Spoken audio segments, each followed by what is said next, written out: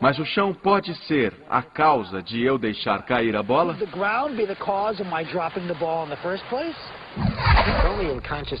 Só nas experiências inconscientes parece que podemos ir para frente no tempo. Na teoria quântica, você também pode voltar no tempo. Existem alguns estímulos que chegam ao cérebro relacionados à consciência, invertidos no tempo. Por exemplo, no fim da década de 70, um neurologista chamado Ben Libet fez umas experiências muito famosas. Libet estudou pacientes que faziam neurocirurgia com os cérebros expostos e ainda acordados.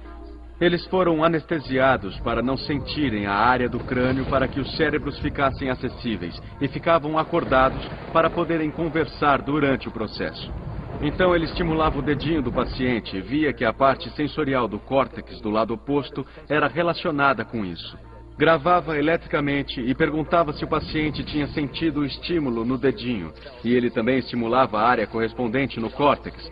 Agora, o que se imagina é que se você estimulasse o dedinho, o estímulo levaria um certo tempo para chegar ao lado oposto do córtex. Então, o paciente relataria algumas frações de segundos depois do estímulo. E quando se estimulasse o córtex diretamente, o paciente relataria imediatamente. Ele descobriu o contrário. Quando ele estimulava o dedinho, o paciente sentia imediatamente. E quando estimulava diretamente no córtex, havia um atraso. E pesquisando todos os dados e repetindo isso muitas vezes, Libet chegou à conclusão de que, de algum jeito, o cérebro estava processando informação do passado. O estímulo leva mesmo um certo tempo para chegar ao córtex sensorial, mas o cérebro projeta isso de volta no tempo para que o estímulo seja sentido no momento em que foi estimulado. Alguns estudos mostram que quando as pessoas começam a mover a mão ou a dizer alguma coisa, há atividade em certas células nervosas do cérebro, mesmo antes delas terem consciência do que estão fazendo. Às vezes faço coisas, depois decido fazer, mas aí já fiz. Vou me atrasar. Você pode voltar no tempo.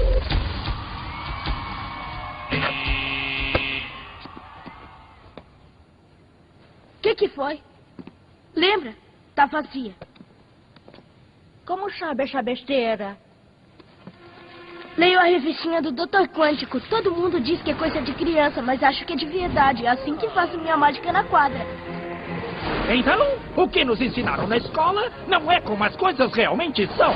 E os nossos sentidos nos pregam peças. Vocês têm que se perguntar, afinal, o que é essa realidade em que nos encontramos? A física moderna diz que são ondas de informação. E eu acredito nisso? Haha, tomara que sim. Oh. Essa é a minha mágica na quadra. Sempre escolho o menino primeiro. O Dr. Quântico diz que todo mundo tem, que todo mundo faz, constantemente. Está em tudo que a gente vê. E estamos aqui com o vovô de toda esquisitice quântica. O nada famoso experimento da fenda dupla. Para entender esse exemplo, nós precisamos ver como partículas ou bolinhas de matéria agem.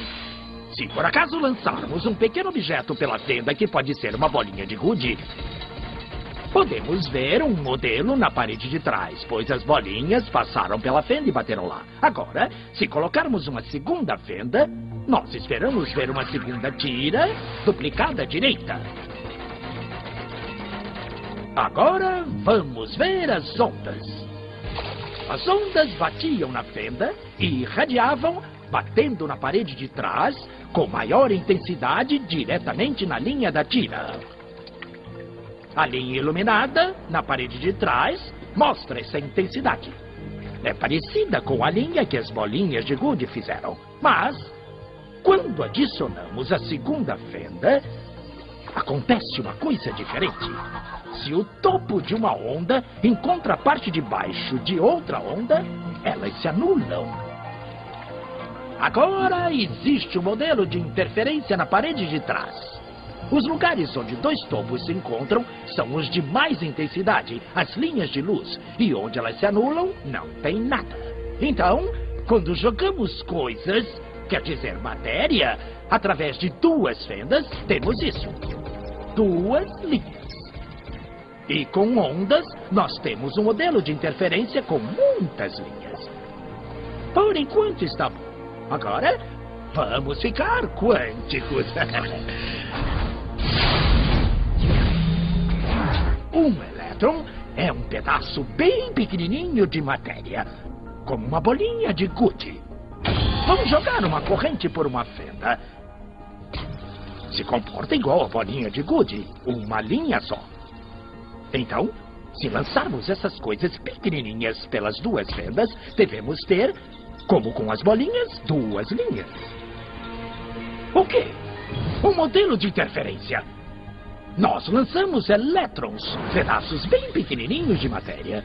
Mas temos um modelo igual ao das ondas, não como das bolinhas. Como? Como pedaços de matéria podem criar um modelo de interferência como o das ondas?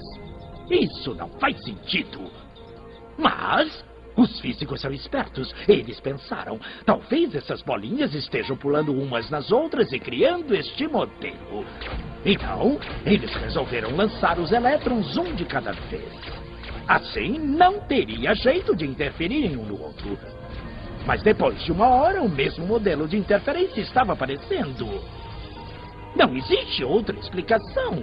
O elétron sozinho sai como uma partícula, se torna uma onda de potenciais, passa pelas duas fendas e interfere consigo mesma para bater na parede como uma partícula. Mas, matematicamente, é mais estranho ainda. Passa pelas duas fendas e por nenhuma. E passa por uma só e passa só pela outra. Todas essas possibilidades estão em superposição uma com a outra. Mas os físicos ficaram incomodados com isso. Então, decidiram espiar e ver por qual fenda o elétron realmente passa. Eles colocaram um equipamento medidor em uma fenda para saber por qual delas o elétron passou e seguiu voando. Mas o mundo quântico é muito mais misterioso do que eles podiam imaginar. Quando eles observaram, o elétron voltou a se comportar como uma bolinha de gude. Ele produziu um modelo de duas linhas, não um modelo de interferência com várias linhas. Só o ato de medir ou observar por qual fenda o elétron passaria fez com que ele passasse por uma fenda, não pelas duas.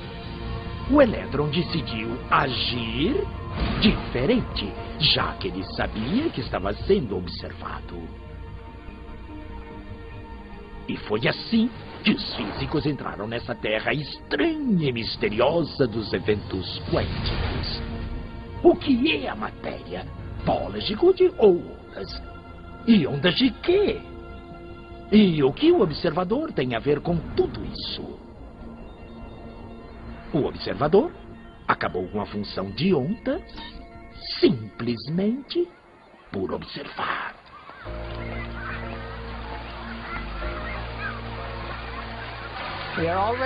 Sempre somos os observadores, mas às vezes nos identificamos tanto com os eventos que até perdemos o aspecto de observador. É por isso que o material fica completamente perdido e podemos fazer as coisas sem o observador.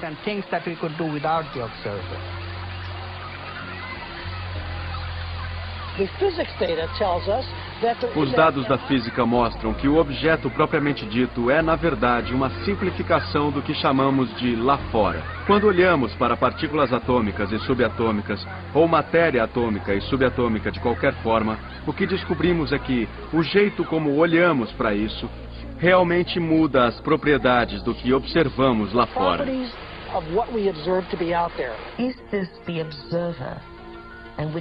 Será esse observador o mundo maluco e esquisito das partículas quânticas e como elas reagem? Será então o observador? E mesmo assim, nós não conseguimos ter um campo quântico sem a observação de cientistas que tenham ido lá e descoberto coisas e mais coisas. Todos são observadores.